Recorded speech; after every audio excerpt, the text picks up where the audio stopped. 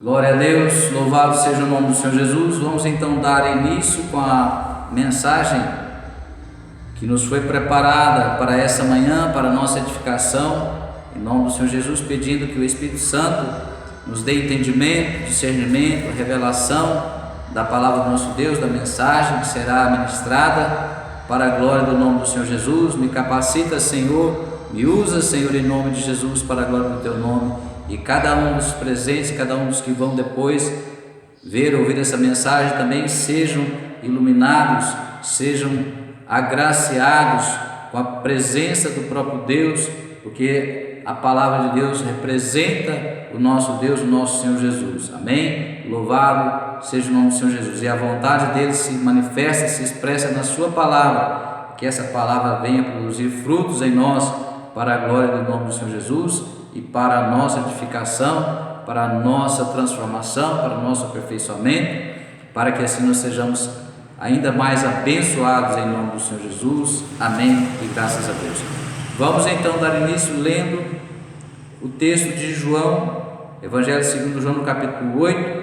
Vamos ler dos versos de número 1, verso número 1, até o verso número 9, mas vamos ler aqui em partes, dividimos em três partes a leitura. Vamos iniciar lendo do primeiro, verso 1 até o 5. Nos diz assim então a palavra do nosso Deus: Entretanto, Jesus seguiu para o Monte das Oliveiras. Ao amanhecer, ele voltou ao templo e todo o povo achegava-se ao seu redor. Então ele se assentou e lhes ensinava. Os escribas e fariseus trouxeram até ele uma mulher surpreendida em adultério. Forçaram-na a ficar em pé no meio de todos e disseram a ele: Mestre, esta mulher foi apanhada em flagrante ato de adultério. Assim sendo, Moisés na lei nos mandou que tais mulheres sejam apedrejadas. Todavia tu, que dizes a esse respeito? Todavia tu, que dizes a esse respeito? Então nós sabemos que os fariseus, os escribas, os mestres da lei, eles estavam querendo encontrar um motivo, uma razão para condenar a Jesus. E eles já estavam fazendo isso já há algum tempo e eles não estavam tendo êxito nas suas tentativas. E sempre eles estavam tramando alguma coisa, sempre arquitetando alguma cilada, algum ardil, para tentar fazer o Senhor Jesus tropeçar, para ele cometer algum erro, para transgredir algum mandamento da lei, para que assim eles tivessem motivo para acusá-lo. Então, nós sabemos, por exemplo, aqui no capítulo 7, vamos ler aqui os últimos versos, dos 50 ao 53. Nós vemos aqui: Nicodemos, sendo um dos sacerdotes, o qual estivera com Jesus à noite, questionou-os: Acaso a nossa lei julga um homem sem primeiro ouvi-lo e saber o que ele está fazendo? Então eles já tinham, culturalmente, eles aprenderam a obedecer à lei de Deus, e tudo que era determinado na lei de Deus, eles procuravam cumprir. É claro que eles tinham falhas, nós sabemos disso. Jesus os chamou algumas vezes de hipócritas, exatamente porque eles conheciam os mandamentos da lei e exigiam até que as pessoas praticassem, mas eles mesmos não os praticavam, muitos deles não os praticavam, e assim eles conheciam. Então eles estão declarando aqui: acaso a nossa lei julga um homem sem primeiro ouvi-lo e saber o que ele está fazendo? Ou seja, em algumas situações era necessário que houvesse um julgamento prévio antes da condenação. Era preciso apurar os fatos para saber se realmente havia motivos para que a tal pessoa fosse condenada.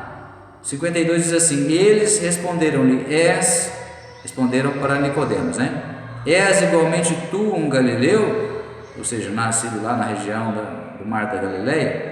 Procura e verás que nenhum profeta se levantou na Galileia. Depois disso, cada um foi para a sua casa. Então eles já tinham no seu íntimo, no seu coração, na verdade, eles já condenavam a Jesus, dizendo que não nascia nada bom de lá, que não tinha nenhum profeta lá na região da Galileia, ou seja, que Jesus era um homem sem valor, que Jesus não era o que ele se dizia dele, os seus seguidores, os que creram nele. Então assim, eles já tinham no seu íntimo condenado a Jesus, mas eles não tinham uma prova para acusar Jesus. Então eles estavam procurando encontrar alguma prova para acusá-lo. Então eles já de propósito se aproveitaram dessa situação, que aquela mulher foi pega em flagrante adultério, e levaram-na diante de Jesus para testar a Jesus e ver se Jesus iria tropeçar, se Jesus iria falhar na sua atitude para com ela, porque eles já sabiam que Jesus estava pregando um novo mandamento, ou baseado no novo mandamento, que era o mandamento do amor, o amor a Deus sobre todas as coisas e o amor ao seu próximo. Então assim, eles pensaram, bom, agora ele vai falhar, porque se ele quiser defender a mulher, ele vai contradizer a lei, porque a lei manda que ela seja morta, porque ela foi apanhada em flagrante adultério. Então o que a lei determina é que ela seja morta por apedrejamento. E agora, se ele defendê-la, nós vamos acusá-lo, vamos ter motivo para acusá-lo. Então é essa que era a ideia, a trama que eles arquitetaram ali. Então, relendo aqui versos 4 e 5: e disseram a ele: mestre, esta mulher foi apanhada em flagrante ato de adultério. Assim sendo, Moisés na lei nos mandou que tais mulheres sejam apedrejadas. Olha só. Todavia, que dizes a este respeito? Perguntando para Jesus. Agora vamos ler os versos 6 até o 8. Eles falavam assim para prová-lo e terem alguma coisa de que o acusar. Mas Jesus, inclinando-se, escrevia na terra com o dedo, como se não tivesse ouvido. Porque insistiram na pergunta, ele se levantou e lhes disse: aquele que dentre vós estiver sem pecado, seja o primeiro a lhe atirar uma pedra. E novamente inclinou-se e escrevia na terra. Então ele estava fazendo de conta que não estava ouvindo. Eles insistiram tanto que ele respondeu dessa forma: aquele que dentre vós estiver sem pecado, seja o primeiro a lhe atirar uma pedra. E novamente inclinou-se e escrevia na terra. Então agora vamos passar para o 9. Então eles que ouviram isso, sendo convencidos por suas consciências, foram se retirando um por um, começando pelos mais velhos até o último. Jesus foi deixado só e a mulher ficou em pé onde estava. Então ali nós vimos que com certeza houve uma intervenção de Deus, houve a ação do Espírito de Deus para convencer aqueles homens de que eles também eram pecadores. Começando pelos mais velhos, nos indica que quanto mais velho, mais pecado acumulado a pessoa pode ter. Misericórdia. Para aquele que não está em Cristo, não nasceu de novo, a pessoa vive pecando deliberadamente. Então, esse acúmulo de pecado também ao homem natural é lógico, é compreensível. Quanto mais tempo de vida, mais pecado a pessoa já cometeu. Então talvez por isso nós não podemos afirmar, mas é um raciocínio lógico, que os mais velhos se retiraram primeiro, porque eles foram muitíssimo constrangidos em suas consciências.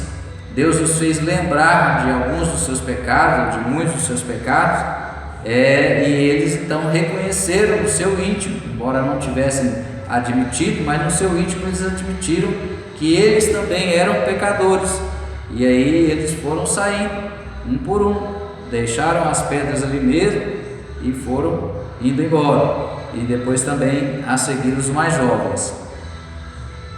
E Jesus foi deixado só e a mulher ficou em pé onde estava. Então nós sabemos que quem convence o homem do pecado, do juízo, da justiça e do juízo, é o Espírito Santo de Deus.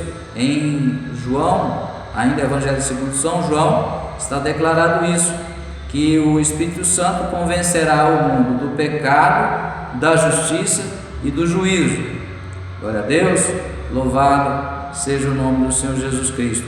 Então é o Espírito Santo que desperta a nossa consciência para nos fazer reconhecer os nossos erros, as nossas falhas, os nossos pecados. Louvado seja o nome do Senhor Jesus. Na verdade, o Espírito Santo é o próprio Deus agindo aqui na terra. O Senhor Jesus retornou para o Pai e enviou o Espírito Santo para que agora nós pudéssemos ter acesso diretamente a Deus, porque o véu do templo foi rompido ali quando Jesus entregou a sua vida, o seu corpo. O seu sacrifício foi aceito por Deus. Logicamente depois ele ressuscitou, mas naquele momento toda a maldição decorrente do pecado original que foi transmitido hereditariamente foi anulada com o sacrifício do Senhor Jesus, e ao mesmo tempo tornou-se desnecessário que o homem precisasse recorrer à intermediação dos sacerdotes para oferecer sacrifícios de expiação de pecados. Então não houve mais necessidade, porque o sacrifício do Senhor Jesus foi um só, suficiente definitivamente para anular todos os pecados daqueles que nele crerem e confessarem a Ele como seu Senhor e seu Salvador. Amém?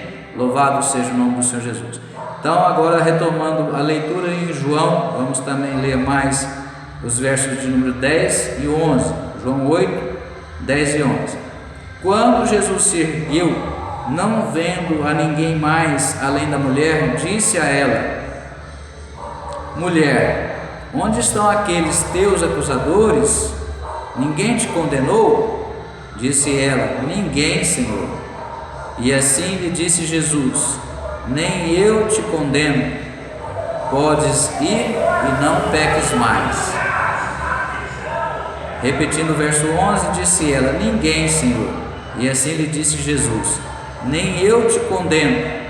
Podes ir e não peques mais. Louvado seja o nome do Senhor Jesus Cristo. Então, esses dias o Senhor me fez refletir sobre essa situação, sobre especialmente essa última declaração que nós lemos do Senhor Jesus, porque eu fiquei pensando sobre as palavras de Jesus, porque na verdade nós não podemos afirmar categoricamente, mas também analisando as Escrituras e raciocinando também de forma lógica, nós podemos deduzir que Jesus estava falando, se referindo sobre o pecado original, ou seja, a maldição decorrente do pecado original cometido por Adão, transmitido hereditariamente. Esse pecado faz separação entre o homem e Deus. Por isso, foi necessário que o Senhor Jesus viesse e se sacrificasse em nosso lugar, tomasse o nosso lugar, para que a sentença que a nós estava destinada se cumprisse nele. Então ele foi executado na sua morte em nosso lugar, porque nós estávamos condenados pelo pecado. E assim nós, através da fé em Deus, na sua palavra, através da fé nesse ato do Senhor Jesus, nesse sacrifício do Senhor Jesus e em tudo que ele representa, nós somos justificados por ele, por essa atitude do Senhor Jesus, pelo sacrifício do Senhor Jesus. Então Deus sempre, Ele é sempre fiel a Ele mesmo e a sua palavra. Deus sempre age de acordo com as suas leis, com os seus mandamentos, com os seus estatutos. Então era necessário que, assim como o pecado foi transmitido pelo sangue, era necessário que se vertesse sangue para a remissão dos pecados. A bem da verdade, a Bíblia deixa claro: não há remissão de pecados sem derramamento de sangue. Por isso que até a vinda do Senhor Jesus, os sacerdotes, uma vez por ano, tinham que comparecer, se reunir ali no templo e oferecer, quem quisesse ter a expiação dos seus pecados, oferecer algum animal para ser sacrificado, e aquela oferta era apresentada diante de Deus através do sacerdote. Então o sacerdote intercedia em favor daqueles que estavam ali fazendo as suas ofertas e pedindo por eles a expiação dos pecados deles, e colocava então simbolicamente a mão na cabeça de um bode, como se os pecados deles, daqueles que estavam ali sacrificando a Deus, os pecados deles fossem transferidos para o bode. Aquele bode era solto no deserto para morrer. Então é isso que representava a expiação de pecado, mas não era ainda remissão, perdão, como veio a acontecer somente através do sacrifício, após o sacrifício do Senhor Jesus. Então esse perdão, como nós falávamos, talvez o Senhor Jesus estava se referindo mais especificamente sobre esse perdão, que é o que proporciona o homem a se reconectar em Deus através de receber em si um espírito regenerado. É como se o nosso espírito se ligasse em Deus, estava ali morto por causa do pecado, recebe da energia de Deus e volta à vida. Então é como se nós nascêssemos de novo, e agora nós passa a fluir de Deus, do Espírito de Deus para o nosso espírito, aquilo que é próprio de Deus. A natureza de Deus vem sobre a nossa natureza terrena para nos dar condições de nos tornarmos parecidos com o Senhor Jesus. Aí vem a transformação, o processo de santificação, pela mudança do nosso caráter, a renovação das nossas mentes para nos transformar, para que o nosso caráter seja transformado, aperfeiçoado, santificado, para cada vez mais nós nos tornarmos parecidos com o Senhor Jesus. É um processo ao longo da nossa caminhada, ao longo da nossa caminhada após a nossa conversão a Cristo, após o nosso novo nascimento. Glória. Então, mas porém Jesus falou para ela: eu não te condeno, nem eu te condeno. Aí o que me intrigou mais ainda foi a última parte da frase: podes ir e não peques mais. Podes ir e não peques mais. Aí nós, analisando, meditando, estudando sobre esse assunto, comprovamos que existem muitas afirmações de que Jesus estava se referindo a todo tipo de pecado, o que não é verdade. O que é verdade é que os princípios da lei de Moisés, a lei de Deus dada por Moisés, eles eram bem claros, bem específicos. Então ali estava se tratando de um julgamento para execução de uma sentença decorrente do adultério.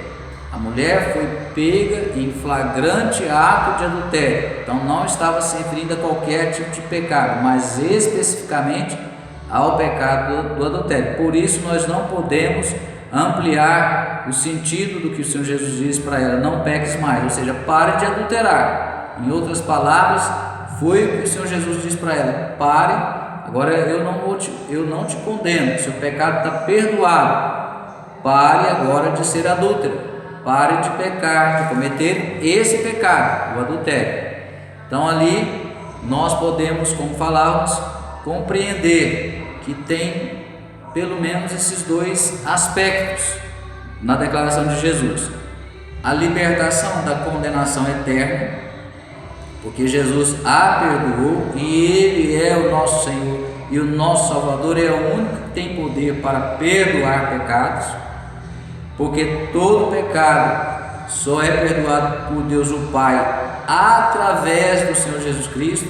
Se a pessoa orar, rezar, pedir, clamar, chorar, espernear e pedir perdão pelo seu pecado, não sendo através de Jesus, através de Maria, de João, de Paulo, do Papa, do pastor, de quem quer que seja, não vai receber o perdão enquanto ele não pedir, ou ela não pedir através do Senhor Jesus, porque Ele é o nosso único mediador, é o único mediador entre nós, homens, e Deus, o Pai.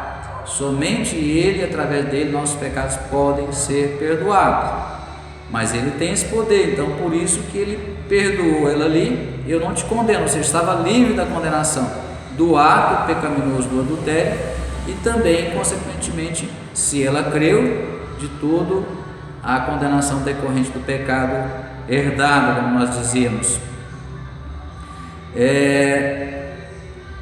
Existe também uma base bíblica que está no verso 8, no verso 36 de João 8. Vejamos João 8,36: se, pois, o Filho vos libertar, verdadeiramente sereis livres. Se, pois o Filho vos libertar, verdadeiramente sereis livres. Então nós alcançamos a libertação da condenação do pecado através do ato do Senhor Jesus, do sacrifício do Senhor Jesus. Nisso consiste a justificação. Um justo que foi sacrificado no lugar dos injustos. A Bíblia diz assim: o justo pelos injustos que somos nós. Então nós podemos alcançar realmente. E aí o Senhor Jesus falou para ela: agora você para de pecar. E foi isso que mais me intrigou. Eu fiquei pensando, mas será que ela tinha mesmo condições de parar de pecar? Então agora nós temos que fazer uma reflexão sobre o poder de Deus, o poder da palavra de Deus. Jesus representa a própria palavra de Deus. Jesus é a palavra. Em João, Evangelho segundo João, no capítulo 1 de João, diz assim: no princípio era a palavra, e a palavra estava com Deus, e a palavra era Deus. No princípio era a palavra, e a palavra estava com Deus, e a palavra era Deus. Ou seja, ao mesmo tempo que o Filho, Jesus, estava com Deus o Pai, Ele também era Deus, Deus Filho, ou é Deus Filho. Ele, a palavra, estava no princípio com Deus. Todas as coisas foram criadas através dele, e sem ele nada do que existe teria sido feito. Então Jesus participou da criação. Quando Deus decidiu criar o mundo, o universo, a terra, e depois formar o homem do pó da terra, Jesus participou, o Espírito Santo também participou. A Trindade sempre age em conjunto, concomitante. Amém? Louvado seja o nome do Senhor Jesus Cristo. Glória a Deus. O verso 10 também diz assim, de João 1, capítulo 1 de João: aquele que é a palavra estava no mundo, e o mundo foi feito através dele, mas o mundo não o reconheceu. E o verso 14: e a palavra se fez carne e habitou entre nós, vimos a sua glória, glória como a do unigênito do Pai, cheio de graça e verdade. Então está se referindo ao Senhor Jesus. Então nós sabemos que Deus, Ele criou todo o universo através da palavra, através do Senhor Jesus como palavra. Mas Deus declarou, se nós formos examinar também lá em Gênesis, na criação, está registrado no livro de Gênesis, no capítulo 1, no princípio Deus criou os céus e a terra. Verso 3, disse Deus, haja luz, e houve luz. Então foi pelo poder da palavra, da sua palavra. Por isso que toda palavra que sai da boca de Deus, ela vem revestida do poder de Deus.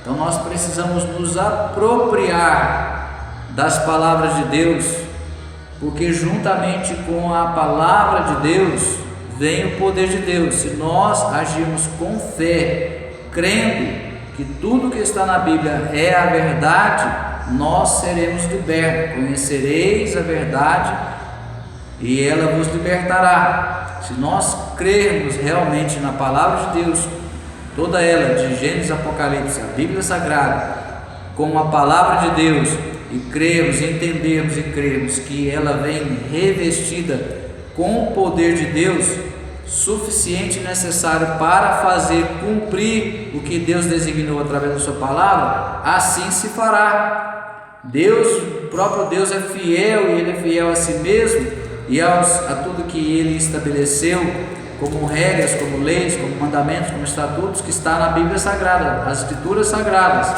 e Ele faz cumprir a sua palavra. Ela não volta para Ele vazia, mas antes Ele libera poder para que se cumpra o que Ele assim determinou, o que Ele assim decidiu, o que Ele assim designou. Agora nós precisamos conhecer bem a Bíblia como um todo, porque para entender bem a Bíblia, nós precisamos, além da leitura dela, saber interpretá-la corretamente. Isso só nos é possível através dos estudos, com a ação e o poder do próprio Deus por meio do seu Espírito. Então, através do Espírito Santo é que nós vamos tendo entendimento, compreensão, discernimento e revelação das Escrituras Sagradas. Amém? Então, nós também sabemos, pela própria palavra de Deus, que é necessário arrependimento. Para que o pecado seja perdoado, é necessário que haja arrependimento.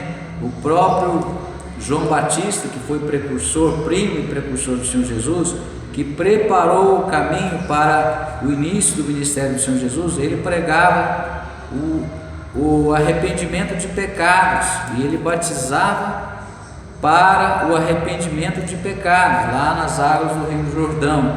Então nós sabemos também, pelo que está registrado em primeira epístola de João, no capítulo 1, verso 9, que a palavra de Deus nos declara assim, 1 de João, capítulo 1, verso 9, se confessarmos os nossos pecados, Ele é fiel e justo para nos perdoar todos os pecados e nos purificar de qualquer injustiça.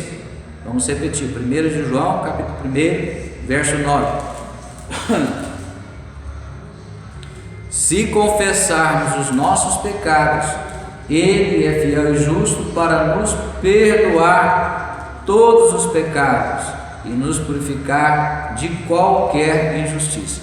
Então, toda e qualquer injustiça que haja em nós, ela vai ser anulada. A condenação será anulada, porque o injusto tem que ser condenado pela lei a cumprir alguma sentença, alguma punição, mas nós somos inocentados através do Senhor Jesus Cristo. Então nós nos tornamos justos por Ele, se nós estivermos ligados nele, se nós estivermos entrelaçados com Ele, a justiça dele será transferida para nós. Nós recebemos de Deus, tudo que nós recebemos de Deus não é por mérito nosso, não é por esforço próprio que nós recebemos nada de Deus, as bênçãos de Deus. Tudo que nós recebemos de Deus é por causa do Senhor Jesus Cristo. Deus olha para o Filho, vê que o sangue dele está sobre nós, pela nossa fé que temos nele. Então ele olha para nós e não nos vê, mas ele é como se ele olhasse para nós e visse o próprio Filho. Ele está sobre nós, nos cobrindo. Então nós estamos ocultos, a nossa vida, a palavra de Deus diz que a nossa vida está oculta em Deus. É como se aqui a minha mão fosse eu estivesse me representando e essa outra mão está à frente aqui, é a pessoa do Senhor Jesus. A nossa vida está oculta em Deus. Deus o Pai olha para nós e não nos vê, Ele vê a pessoa do Filho, por isso é que Ele não nos imputa pecado, por isso é que Ele nos abençoa, por isso que a palavra dele se cumpre em nós.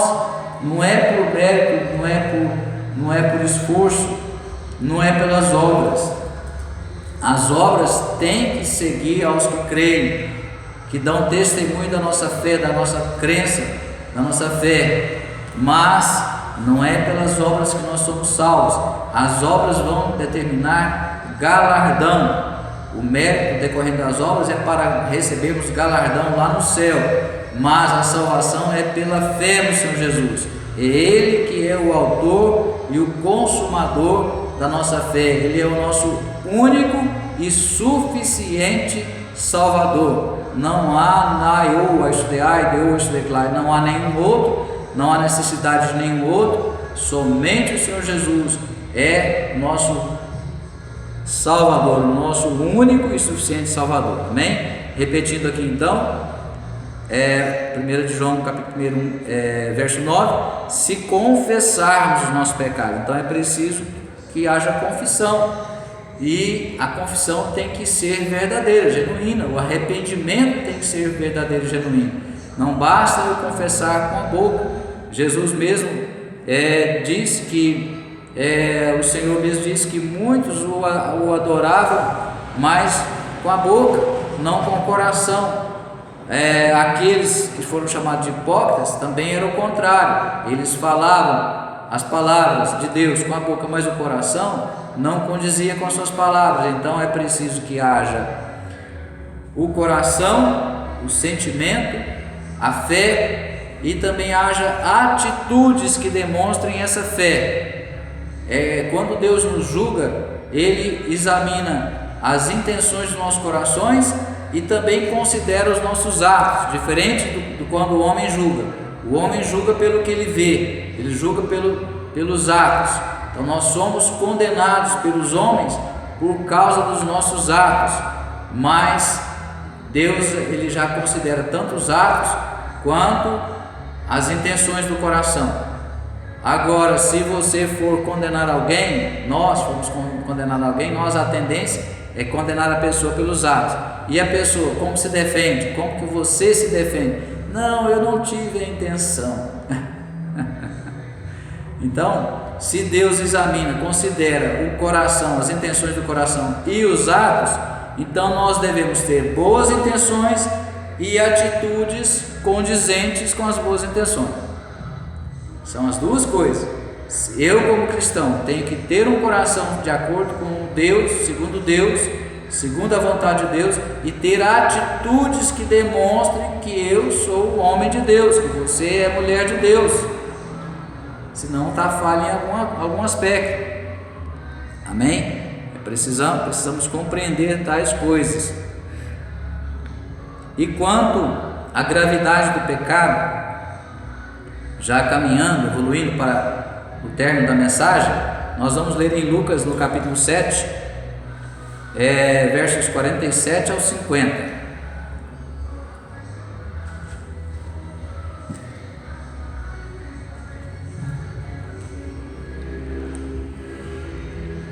Lucas capítulo 7, versos 47 a 50, nos declara assim o Senhor na sua palavra: por tudo isso te asseguro, o grande amor por ela demonstrado prova que seus muitos pecados já foram todos perdoados. Mas onde há necessidade de pouco perdão, pouco amor é revelado. Em seguida Jesus afirmou à mulher: perdoados estão todos os teus pecados. Então os demais convidados começaram a comentar: quem é este que pode até perdoar pecados? E Jesus revela à mulher: a tua fé te salvou, vai-te em permanente paz. Jesus revela à mulher: a tua fé te salvou, vai-te em permanente paz. Então esse relato aqui é o desfecho daquela situação onde a mulher pecadora, ela ungiu os pés de Jesus. Quando já estava se aproximando da morte do Senhor Jesus, ela então pegou aquele vaso de alabastro. Alabastro é um tipo de pedra, e tinha ali um unguento caríssimo, em grande quantidade, considerando o valor, e ela derramou todo aquele unguento sobre Jesus, da cabeça aos pés, e eles ali, os presentes, estavam condenando o Senhor Jesus também, porque aquela mulher era pecadora. E aí Jesus, o desfecho do relato, depois pode ler o capítulo todo para você ter a compreensão de toda essa passagem, mas o desfecho foi o que nós lemos. Vamos repetir? Jesus disse assim: por tudo isso te asseguro, o grande amor por ela demonstrado prova que seus muitos pecados já foram todos perdoados.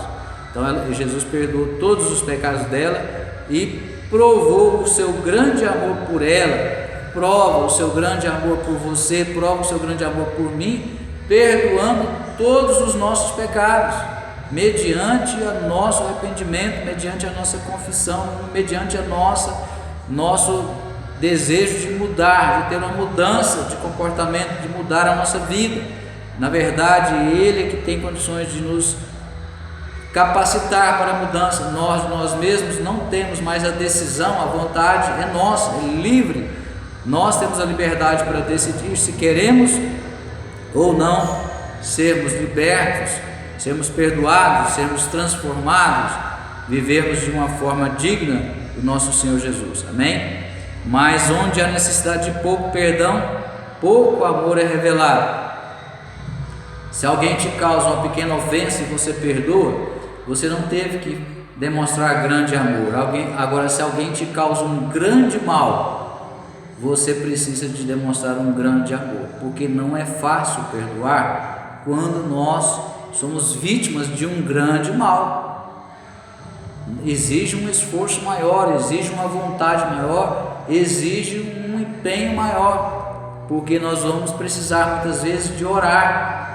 Tanto a dificuldade na questão do perdão, que quando Jesus falou para os seus discípulos, que lhe foi perguntado quantas vezes deveria se perdoar um irmão, se a própria pergunta já veio com uma afirmação 7 vezes, Jesus respondeu: não, 70 vezes 7. E aí o que os discípulos disseram? Senhor, aumenta-nos a fé. Ou seja, é tudo por fé. Para amar, para exercitar o amor, para praticar o amor, não é um sentimento apenas, porque não basta o sentimento, é preciso que haja atitudes, conforme nós falávamos antes. O amor, ele é demonstrado, ele é provado com atitudes, com ações.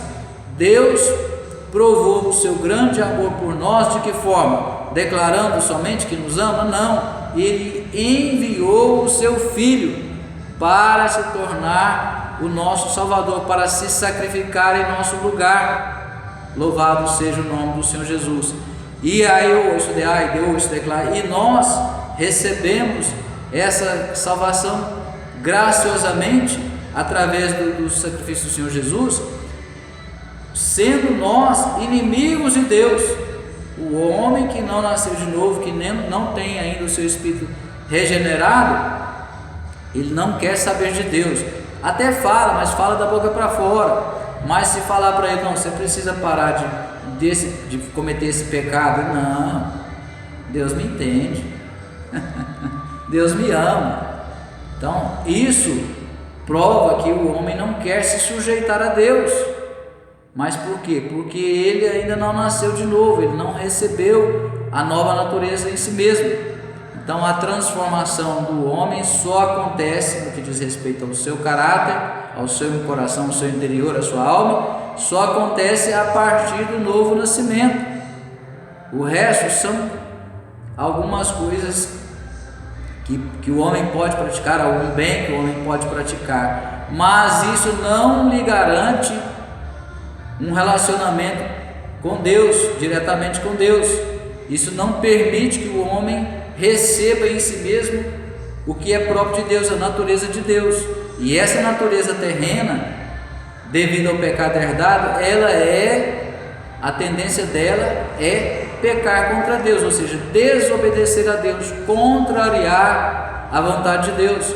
Então, por isso que o homem sem Jesus, sem o novo nascimento, ele é considerado inimigo de Deus. Mas não é que Deus seja o nosso inimigo, Deus é nosso amigo, mas nossas atitudes, nossa vida, nosso comportamento mostra que nós consideramos Deus como inimigo, nós não queremos nos aproximar. Quando você sabe que a pessoa é sua inimiga, você quer conviver com ela?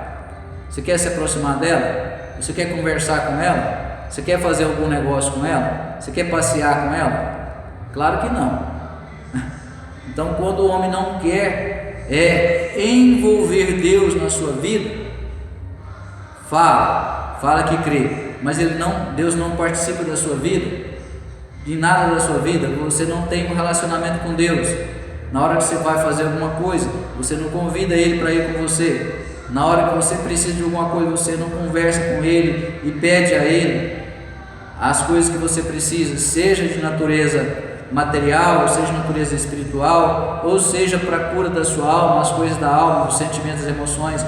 Deus cuida de nós integralmente, do nosso espírito, da nossa alma e do nosso corpo. Glorificado seja o nome do Senhor. E oreare cloudelai, de cantear. Então Jesus fala para ela: a tua fé te salvou, vai-te em permanente paz. Então nós precisamos imitar ao exemplo do Senhor Jesus, sendo misericordiosos também. Louvado seja o nome do Senhor Jesus, porque Deus tem misericórdia de nós.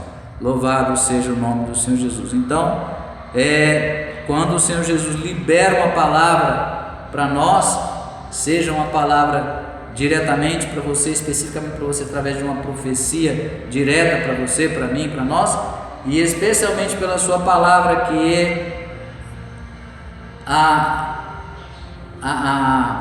vontade de Deus expressa na Bíblia Sagrada, nas Escrituras Sagradas. Então todas as Escrituras são palavras inspiradas por Deus para você, para mim, para nós. Se nós crermos na palavra de Deus, se nós exercermos fé na palavra de Deus, a palavra de Deus produzirá efeitos em nós, mediante a nossa fé, crermos verdadeiramente e vivermos de acordo com as instruções dela. Jesus falou: vai e não peques mais, pare de pecar, porque senão você pode sofrer as consequências. Por exemplo, quando Jesus curou aquele paralítico,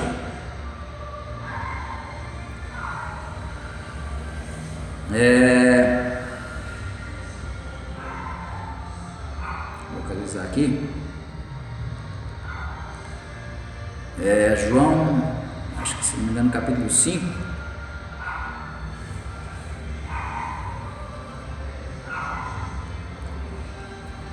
Aqui, Jesus curou aquele paralítico que estava ali no tanque de Betesda.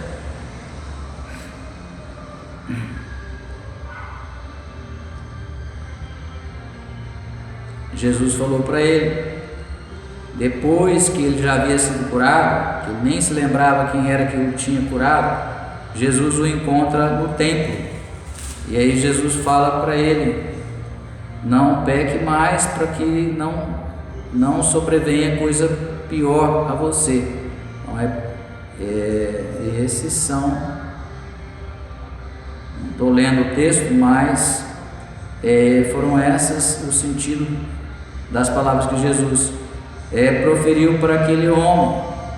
Então ele falou para ele que ele deveria tomar cuidado para não retornar a pecar, porque senão poderia lhe sobrevir algum mal. João 5,14. Mais tarde, Jesus o encontrou no templo e lhe disse: veja que já estás curado, Então ele está falando para ele: olha, observe que você já foi curado. Não voltes a pecar para que não te aconteça coisa pior. Não voltes a pecar para que não te aconteça coisa pior. Então a pessoa, ela é perdoada, tem o seu pecado perdoado, ela é liberta. Todo pecado produz uma escravidão, porque aí dá legalidade para o próprio diabo agir contra a pessoa. Então, quando nós somos perdoados, nós somos libertos de toda ação demoníaca. Então nós deixamos de sofrer as consequências do pecado. Por isso que nós temos sempre que pecar, sempre que o Espírito Santo nos fazer reconhecer a nossa consciência, nos acusar, nós devemos buscar um arrependimento verdadeiro aos pés do Senhor Jesus, confessar, nos arrependermos e clamar perdão.